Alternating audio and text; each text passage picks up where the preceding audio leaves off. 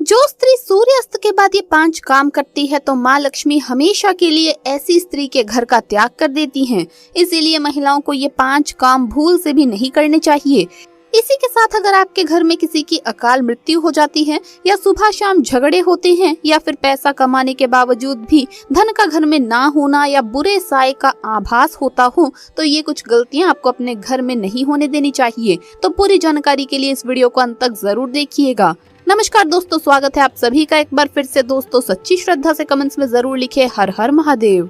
दोस्तों वास्तु शास्त्र के अनुसार सूर्यास्त के बाद भूल से भी नहीं करने चाहिए ये 5 काम, अन्यथा माँ लक्ष्मी रूठ जाती है और घर में दरिद्रता का वास होने लगता है। दोस्तों हमारे सनातन धर्म में कहा गया है कि जिन लोगों पर माँ लक्ष्मी प्रसन्न होती है उन लोगों को जीवन में कभी भी धन और संपन्नता की कमी नहीं होती। साथ ही ये भी कहा गया है कि माँ लक्ष्मी उन लोगों से अधिक प्रसन्न होती है जो देवताओं का सम्मान करते हैं। हमारे देवी देवताओं में सूर्य भगवान ही हैं जिनके हमें साक्षात दर्शन होते हैं। हमारे शास्त्रों के अनुसार सूर्य उदय और सूर्य अस्त दोनों का विशेष महत्व है। इन दोनों समय पर हमारे द्वारा किए गए विशेष कार्यों का फल हमें अवश्य ही मिलता है। अगर हम सूर्य उदय और सूर्य अस्त के समय पूजा पाठ करते हैं, ईश्वर की भक्ति करते हैं तो ये पुण्य कर्म हमें जीवन में संपन्नता और सफलता देने के साथ ही हमें मुसीबतों से दूर रखते हैं। किंतु शास्त्रों के अनुसार सूर्यास्त के पश्चात हमें कुछ कार्य नहीं करने चाहिए।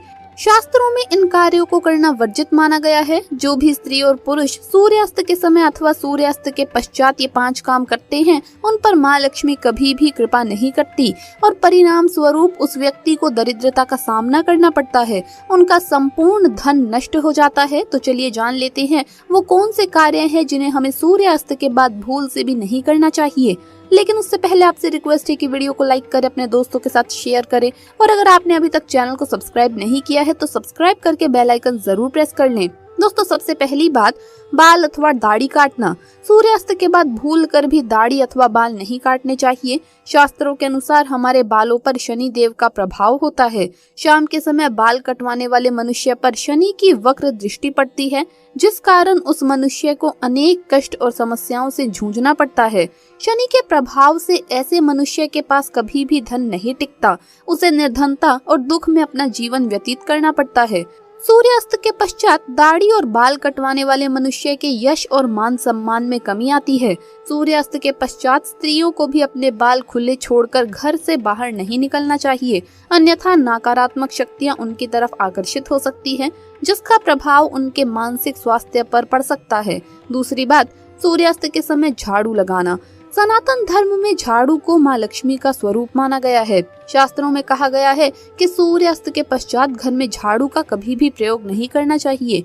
ऐसा करने से धन की देवी माँ लक्ष्मी क्रोधित हो जाती है जिस कारण घर में अशांति, निर्धनता और रोगों का वास होने लगता है। शाम के समय झाड़ू लगाने से हमारे पुण्य कर्म भी नष्ट हो जाते हैं, साथ ही घर में होने वाले शुभ कार्यों में बाधा आती है। झाड़ू लगाने के लिए सूर्य उदय का समय सर्वोत्तम माना गया है। सूर्यास्त के पश्चात झाड़ू लगाने पर दुर्भाग्य का सामना करना पड़ता है। तीसरा कार्य है किसी को पैसे उधार में देना। सूर्यास्त के पश्चात भूल कर भी किसी को पैसे उधार में नहीं देने चाहिए। इसके साथ ही रसोई की सामग्री और सफेद रंग की चीजें सूर्यास्त के पश्चात किसी को दान में अथवा उधार में नहीं देनी चाहिए।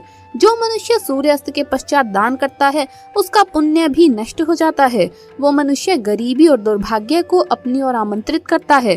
साथ ही ऐसे लोगों पर माँ अन्नपूर्णा क्रोधित होती हैं जिस कारण ऐसे घरों से संपन्नता नष्ट हो जाती है। चौथा कार्य है तुलसी को स्पर्श करना अथवा जल देना। वास्तु शास्त्र के अनुसार सूर्यास्त के बाद तुलसी को कभी भी स्पर्श नहीं करना चाहिए। हमारे शास्त्रों में तुलसी को सबसे पवित्र पौधा माना गया है।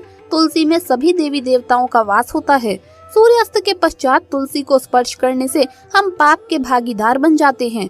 ब्रह्म वैवर्त पुराण में कहा गया है कि जो भी मनुष्य सूर्यास्त के पश्चात तुलसी को जल देता है अथवा तुलसी को स्पर्श करता है तो उसे गौ हत्या के समान पाप लगता है। इसीलिए ऐसा भूल से भी नहीं करना चाहिए। सूर्यास्त के पश्चात तुलसी के पास घी का दीपक जलाना चाहिए। इससे तुलसी मैया प्रसन्न होती है और हमारे घर में सुख समृद्धि आती है। तुलसी को जल देने के लिए सुबह का समय ही सर्वोत्तम माना गया है। पांचवी बात, संबंध बनाना। शास्त्रों में कहा गया है कि सूर्यास्त का समय पूजा पाठ और ईश्वर की भक्ति करने का होता है, क्योंकि ये समय नकारात्मक ऊर्जा से भरा हुआ होता है। इस समय पूजा पाठ करने से नकारात्मक शक्तियों का प्रभाव हमारे मन पर नहीं पड़ता। किंतु सूर्यास्त के समय शारीरिक संबंध नहीं बनाने चाहिए, ऐसा करने से देवी देवता हमसे रूठ जाते हैं। इसके अलावा सूर्यास्त के समय शारीरिक संबंध बनाने से माँ लक्ष्मी उस घर से चली जाती है और फिर कभी भी लौटकर नहीं आती, जिस कारण से हमारे घर में आर्थिक संकट आता है, जिससे बचने के लिए हमें संध्या उपासना नहीं करनी चाहिए और शाम के समय किसी भी प्रकार के अनुचित कार्य करने से बचना चाहिए। दोस्तों, शास्त्रों में कही गई ये बातें हमारे जीवन को सुखी और समृद्ध बनाती है। अपने जीवन में धन की प्राप्ति के लिए सूर्यास्त के बाद भूल कर भी ना करें ये काम। दोस्तों, अगर आपके घर में किसी की अकाल मृत्यु हो जाती है या सुबह शाम झगड़े होते हैं या फिर पैसे कमाने के बावजूद भी धन का घर में ना होना या भूत प्रेत या बुरे साए का आभास होता हो, तो ये कुछ गलतियां आपको अपने घर में नहीं होने देनी चाहिए। नंबर 1, भगवान कृष्ण कहते हैं कि स्त्री को बुरा भला नहीं कहना चाहिए। जहाँ स्त्री को बुरा भला कहा जाता है वहाँ पर उसी क्षण ईश्वर अपना स्थान छोड़ देते हैं। पति पत्नी को रात के समय प्यार जरूर करना चाहिए और गिले शिकवे छोड़कर रिश्तों को आगे बढ़ाना चाहिए।